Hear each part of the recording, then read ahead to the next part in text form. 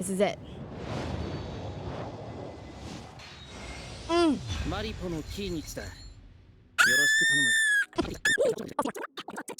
We have Naruto and Sasuke. We are fighting dreamers. Takumi sheets of fire. Okay.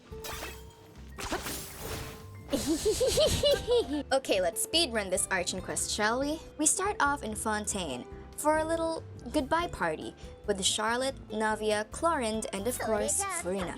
Everybody stay cheese! Or bon voyage! Aww! Goodbye. Goodbye. Goodbye. Nice meeting you. Especially you. I love you. Then, we're off to Natlan. There's already a waypoint so conveniently opened up for us, but I kind of want to walk. I want to walk this. Let's appreciate the view and, you know, reminisce on our days of suffering in this desert. Which, by the way, 100%, 100%, 100% even up here. So, you know, I have the veteran's card or something. Gorgeous.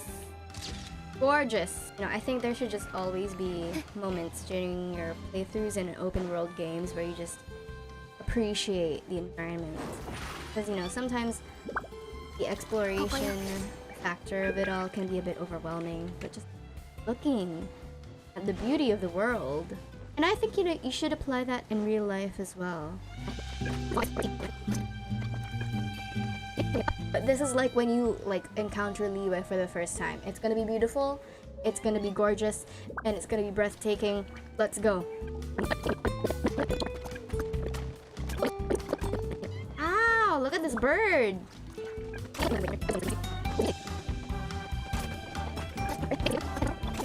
Alright guys, this is it. Stepping into a new land, a new chapter. And so we enter Natlan for the first time, filled with strange new creatures. Oh my god! And new quests. Alright, let's go. Upon entering Natlan, we first get transported into this little area where we save and meet this little guy. Let's go inter-elemental magic. A Saurian, who we can name, and who's going to be accompanying us for the rest of our stay. Wait, this is a lot of pressure. He reminds me of like some kind of evolution of an Eevee. So, Eevee. Then we follow the road up to the village of the tribe called Children of Echoes, where we meet this little girl.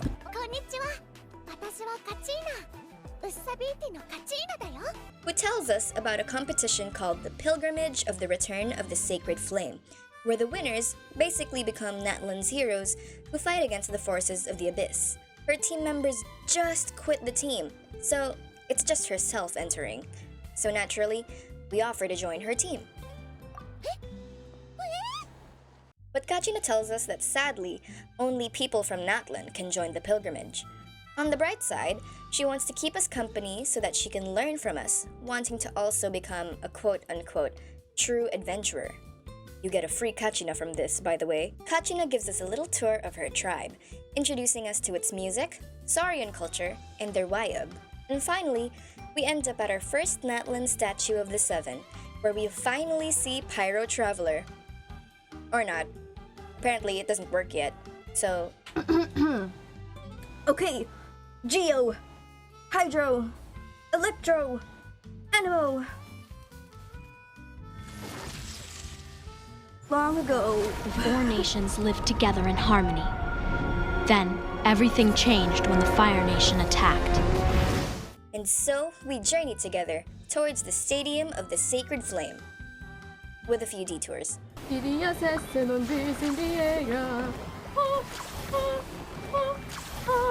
Along the way, Kachina also tells us an interesting fact. Where the Archons of other nations are gods or other powerful beings, Natlan's Archon was once an ordinary person. Then, I kid you not, we ride a dinosaur named Toto. We finally arrived at the stadium, and we meet some of Kachina's friends. Kinich and Ahao.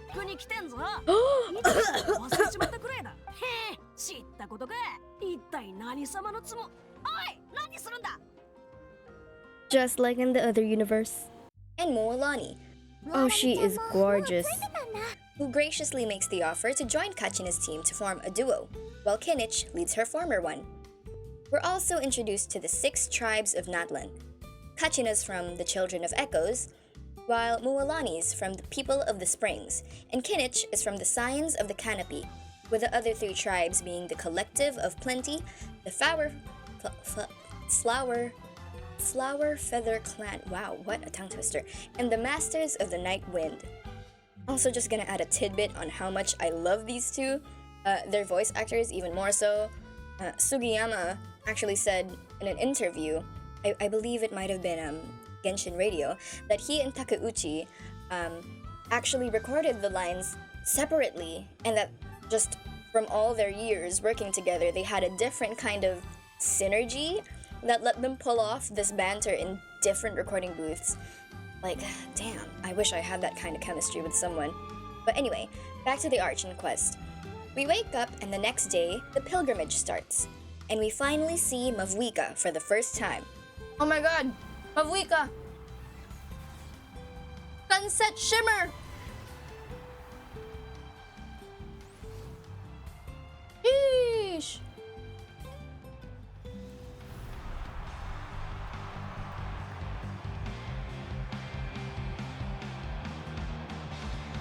Fun fact, I was watching Arcane right before this and accidentally called her Savika a few times in this playthrough, and you're not gonna hear any of them. Now, who's Itzna? Why didn't you show Itzna? Is he related to Itzy from K-pop? Then we play as Moalani and Kachina in the team stage, where we have to collect contending sparks. It was basically just... Also, can we just appreciate the Spirit Way scene? Like, orange looks so good with blue. Like, gee, I wonder who else thought of that. Gnarly, brother! Catch these waves! She's the queen of the waves! And with that, Kachina and Moalani successfully make it past the team stage. Yippee! We're not eliminated! Afterwards, some sore losers come to visit Kachina. I don't even remember who they are. Were they one of the ones where we were just like jumping?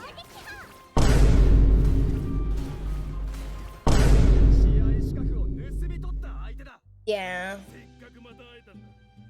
You know what? Skill issue. You know, it's your fault. You let yourself be flanked while you were taking a battle and you weren't aware of your surroundings. And it's not like Valorant where, you know, one tap and you lose. You didn't even attack me. You didn't even try. You had all that health on ya and no fighting spirit. And I think that's what this event is about, you know? The fighting spirit. Of course, we make it in time to stop them.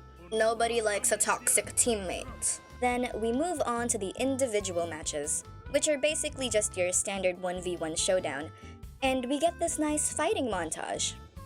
Edited by me. It was a bit slower in the Genshin. Let me prove I am an editor.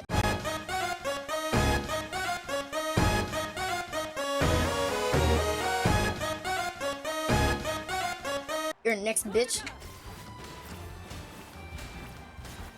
That's low-key the dumbest thing anybody has ever done, ever. Anyway. Kachina makes it to the finals, and her opponent is none other than Moalani. This is foreshadowing that in the future, in the next chapters of the Archon Quest, we're going to kill each other. And it's honestly a pretty heartwarming battle. Oh wow, hot woman.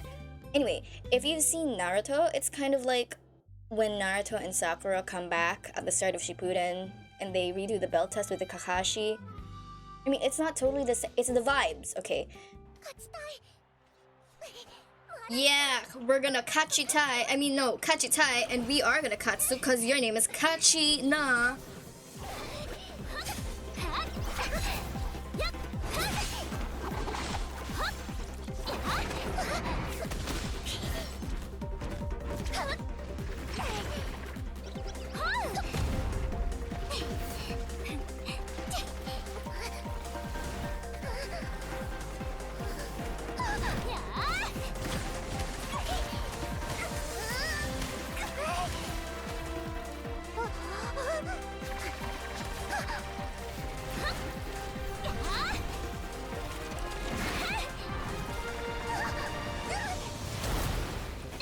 my goodness.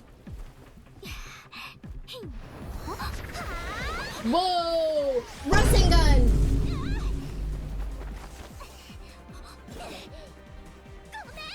Shunpo! Gotta beat her with the classics.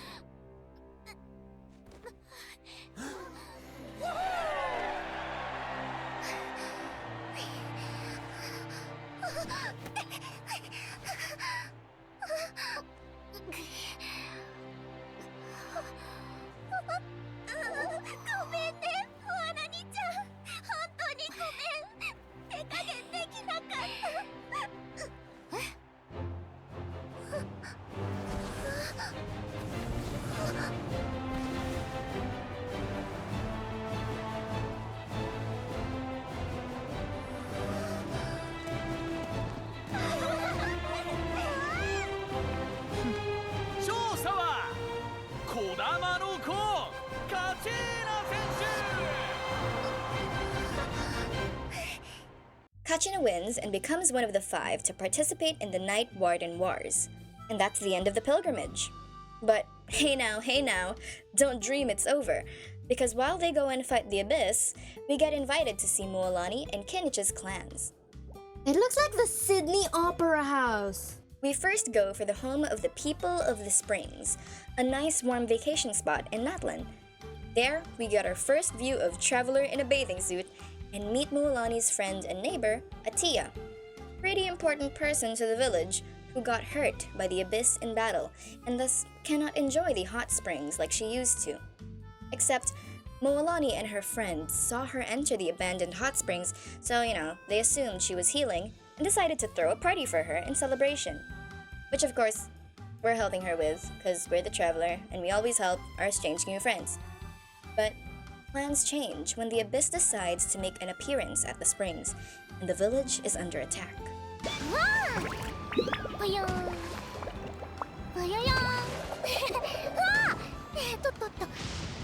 Brother, I fell asleep.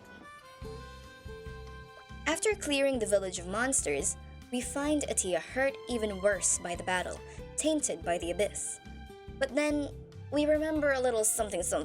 Oh my god, finally! A callback to a previous Archon Quest. We remember that we actually have the ability to purify Abyss magic, like we did with Dvalin's Tear way back in Mondstadt, if you remember. Then huzzah huzzah, we save the day and go party. Oh, and Atiya and Mualani have this little talk, and TLDR, the reason why Atiya entered the hot springs despite still being tainted by the Abyss was, to put it in a way, she was YOLOing life. And because the damage of the Abyss to her body runs too deep, and I mean organ level deep, she's still gonna die in a few days, but is glad that the village still has Mualani when she's gone. She also gives us a talisman and asks us to bring it to the Pyro Archon. Whether or not this has any relevance is for future Shiyu to discover. Then, we end the first act with a quote from Atiya, saying, "Life is a journey in which there's no turning back, so forge ahead and don't look back," which I thought was pretty neat. So that's it for this one. This has been Shiyu, and I will see you later. Bye-bye!